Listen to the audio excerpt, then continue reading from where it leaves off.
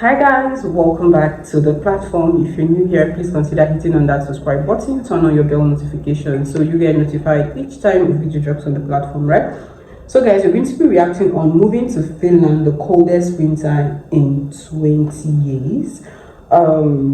If you've visited Finland before, I want to know your experience on how winter is there. You're going to be checking this particular person's experience. Let's see, because I know a lot of people have different opinions to give when it comes to winter in other countries, right? So let's check out this particular person's opinion. The official link will be on my description box, right? Let's do this. Hello everyone and welcome back to a very cold, frigid, icy, frozen, arctic mossy bottom here in the southwest of Finland.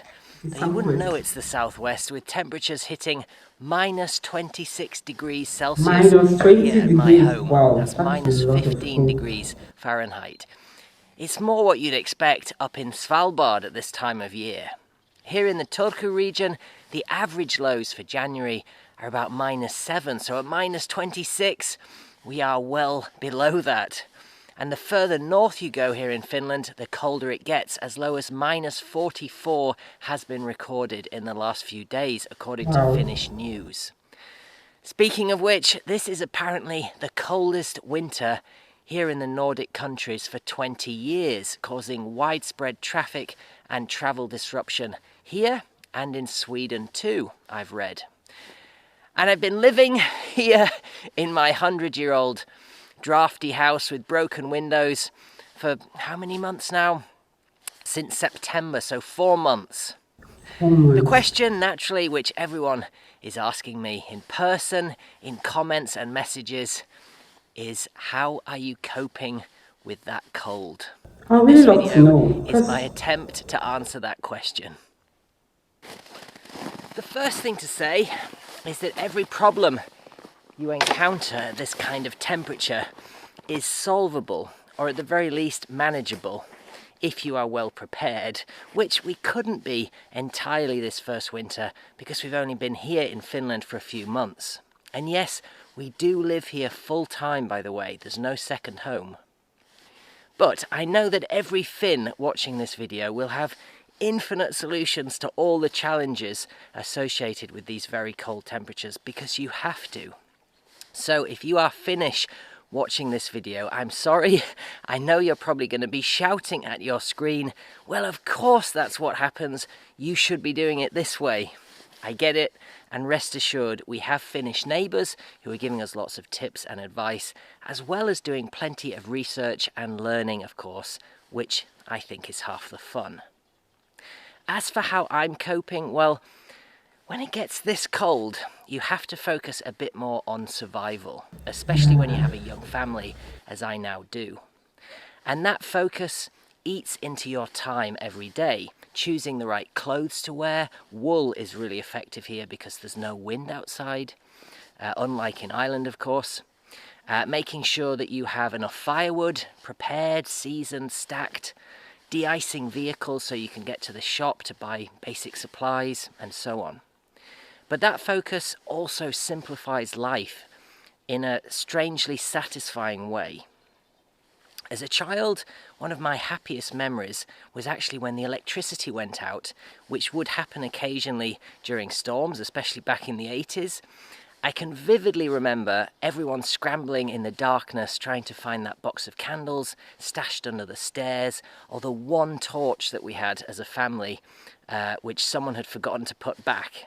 And then huddling around the kitchen table, talking by candlelight, usually about if we had enough food in the house to survive the 1 or 2 hours until the electricity inevitably came back on again. There was no worrying about homework or jobs or chores or all the endless choices in life, which now 30 years later have only increased. It was just, how do we get through this together as a family? And that's sort of what this winter in Finland has felt like so far for me. And yes, the cold is hard, but hard is good sometimes. I think that's something people forget. It simplifies. I love how calm he speaks. and I feel like he's full of wisdom with his words, and there's a little more of encouragement in his voice. And unites your purpose with the people around you. Unless you're Finnish, of course, in which case you just disappear into a sauna for 6 months. I get it now.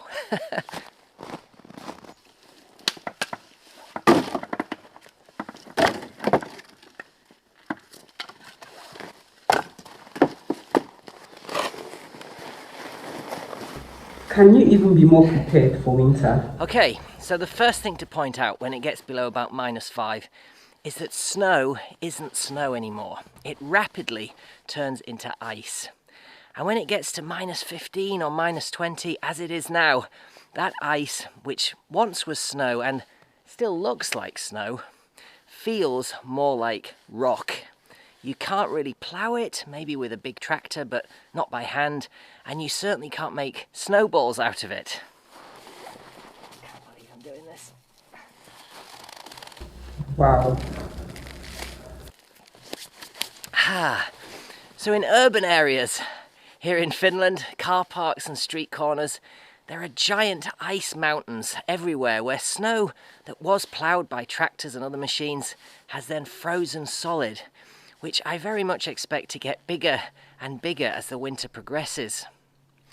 It's been documented that Finns are some of the best drivers in the world, and the reason for that may be because of how challenging driving conditions are in the winter here.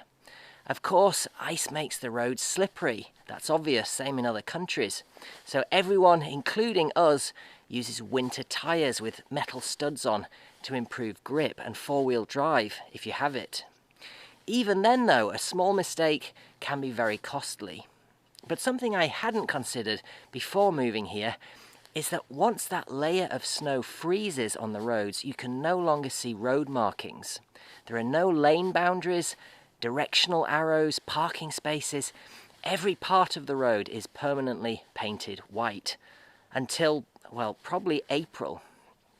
As for cat's eyes, those tiny reflectors built into roads, the middle and the side, forget it, there are none here. Which is logical, because for 6 months of the year they'd be buried in snow, so what's the point? Without road markings or adequate lighting, and with black ice at every corner, driving is much more dependent on intuition, especially on country roads which aren't doused with sand or grit very often. Ours isn't. So if you want to hone your driving skills, well, just move to rural Finland. And then there's this. It looks like fluffy snow, doesn't it? Wow. I assure So you, hard. it isn't. That was painful. Even if you clear the snow and ice off, moisture in the air sticks to your car and freezes every day. You then drive the car, warming that ice, which causes it to refreeze even harder and in bigger clumps. Day after day, until a week later, your car is basically entombed in ice and undrivable.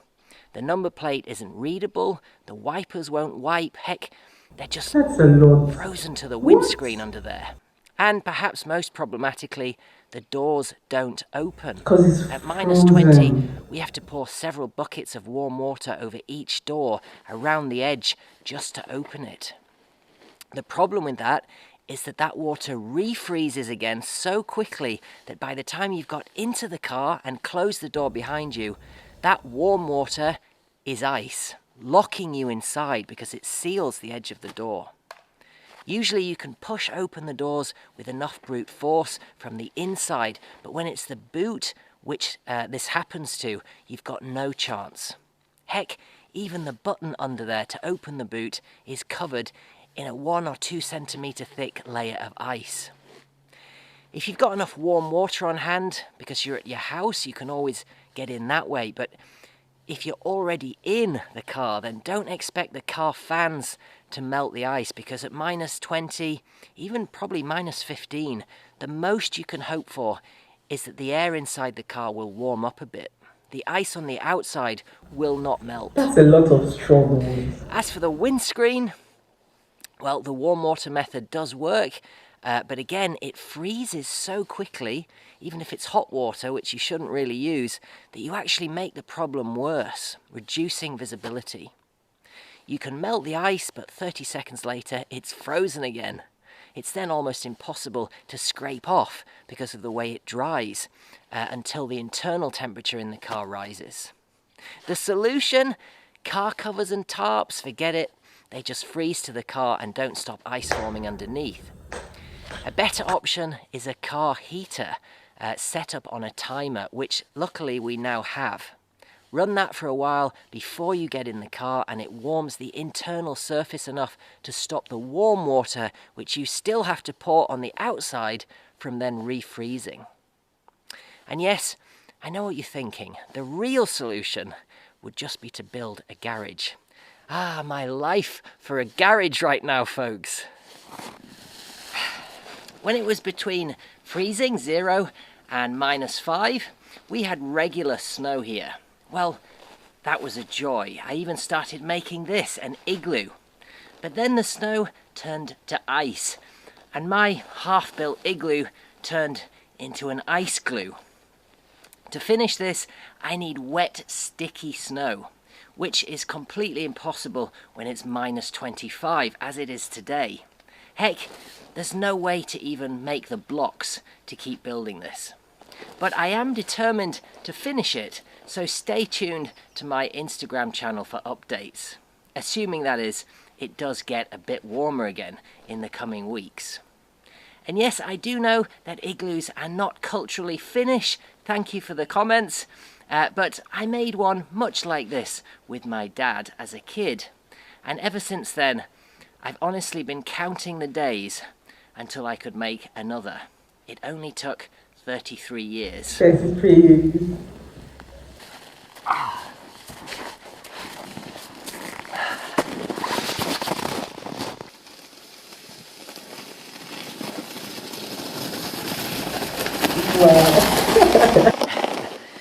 The other big problem when it drops to -20 is that no matter what you wear, your extremities will not stay warm for very long, unless you're doing really hard physical exercise. Right now I'm wearing 2 pairs of very thick pure wool socks. Thank you, by the way, to the very kind soul who sent them to me. And well insulated snow boots rated to about -30. But after 30 minutes outside, my toes feel like they're frozen solid. And if you don't come in at that point and warm them up, then I'm told there's a very real danger of lasting damage. I have heated gloves as well, which work to prevent the same problem with your fingers, and they do work really well despite what skeptics say.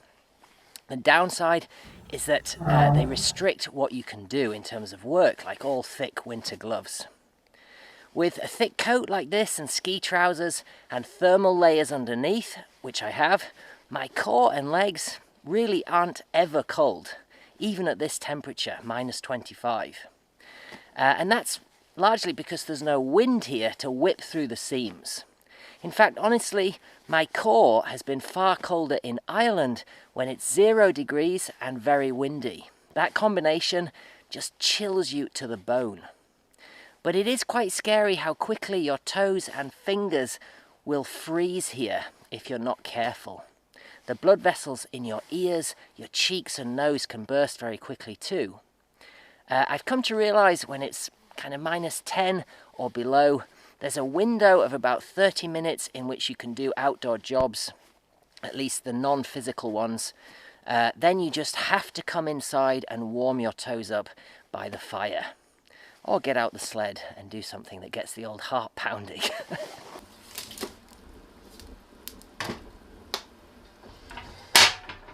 Finally into the house, and I'm going to show you the 2 stoves which we are very lucky to have. The first in the living room is this, called in Finnish, and I'm going to butcher the pronunciation, so I apologise in advance, a pöntöuuni. This stove has a metal frame filled with masonry, stone and brick, and is built up in layers. You can see the seams or joints between the different layers here. And the idea is to use the thermal mass of the masonry to store heat. And these things are very common in older houses in Nordic countries like Finland. An essential feature is just up there, the baffles or dampers, which allow you to close the flue, stopping warm air from rising and sucking all that stored heat out of the house with it. Oh, interesting. Of course, you need to be very certain that all the embers are fully out before closing the damper. Otherwise, carbon monoxide will leak into the house. And yes, we have carbon monoxide monitors everywhere. 2 in this room, 2 in the kitchen, 1 in the hallway, 1 upstairs. Everywhere. We're not taking any chances. We also have vents in here for oxygen intake. Incidentally, I absolutely love this stove. It's the best I've ever used, and I've used quite a few in my life. Though admittedly, it does need a paint job, which I'm working on like so many other things. In the kitchen, there is this, a newer masonry stove, which was built to replace the old cast iron stove, which now lives in the barn, and you will have seen in my property tour video. And this again is built on the same principle. Keep the door closed, store heat in the masonry, then when the embers are completely out, close the damper which is up there and use the stove as a radiator overnight. It's brilliantly simple, but impressively sophisticated too, especially when you consider that this type of stove and others like it have been in use for hundreds of years here in Finland. The flue chamber goes down before it goes up again, and gases are reburnt, so there's hardly any smoke coming out the chimney. It's basically a rocket mass heater without the bench part for thermal mass. I guess they just didn't have enough space for that in most houses. Our house here is only about 80 square meters. So how do they perform? Well, of course, it depends on what you put in them. With dry birch, really well, but this winter we don't have much of that, despite buying what we could from neighbours. In future years, things will be a lot easier, we think, as we have that hectare of trees to manage for firewood. We've been able to keep the kitchen and living room reasonably warm, above 15 degrees most of the time, even with temperatures as low as -20 or lower outside. Angela, my partner, would probably prefer it to be a steady 22 degrees in here. She's sat at the table right now, but with broken windows and limited firewood this first year, that just isn't possible. And yes, we are using the stoves as local professionals have advised us to. We had them cleaned and checked before lighting a single fire. And yes, we know about sealing windows with tape and plugging gaps between floorboards and walls with old socks or insulation.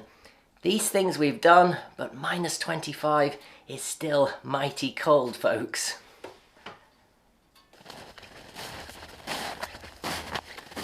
So, how am I coping with the cold? Well, of course, it's a huge challenge, and at times a real pain in the bum, and the fingers and toes too. But every problem I encounter makes me a little bit excited for implementing a solution. Perhaps I'm a bit of a masochist, I don't know, but I do love solving the simple problems in life. And I actually consider it a privilege to be able to focus on those rather than the trivial things which I used to worry about, and I think most people still do. There are lots more tricky challenges in the cold, like opening wheelie bin lids which freeze shut and operating anything which uses a battery, like cameras for instance, which just don't work below a certain temperature. In fact, I have to admit, filming this video, and it really is below -20 right now, has involved stints of 15 minutes out to film and then 15 minutes back inside to warm up again, change batteries and get the camera going. And I've been doing that for the last 3 or 4 hours. If I hadn't done it, you certainly wouldn't see me smiling right now. Yeah. But overall, the cold really isn't that bad. At worst, it's an inconvenience, a pretty big one sometimes, but still no more so than the rain and wind which batters the west of Ireland at this time of year. At least the sun comes out here to remind you of what's to come. And best of all, there's no mould anywhere, just ice. So to everyone who's been asking, thank you, we are doing okay. In fact, we're still loving life here in Finland, even in the coldest winter for 20 years. Thank you everyone for watching. Wow, minus 20 is a lot, minus 25 is a lot. So people in Finland are literally trying because the weather is extremely cold. Wow. Anyways, I just love how he took his time to explain. He was so calm at it, attaching different clips to it for us to see. Let me know what your experience is like living in Finland. So do you think Finland is one of the coldest countries? Let me know on the comment section, right? So this was a beautiful watch for me and I enjoyed every bit of it. Thank you for sticking around with me this far. I'll see you guys in my next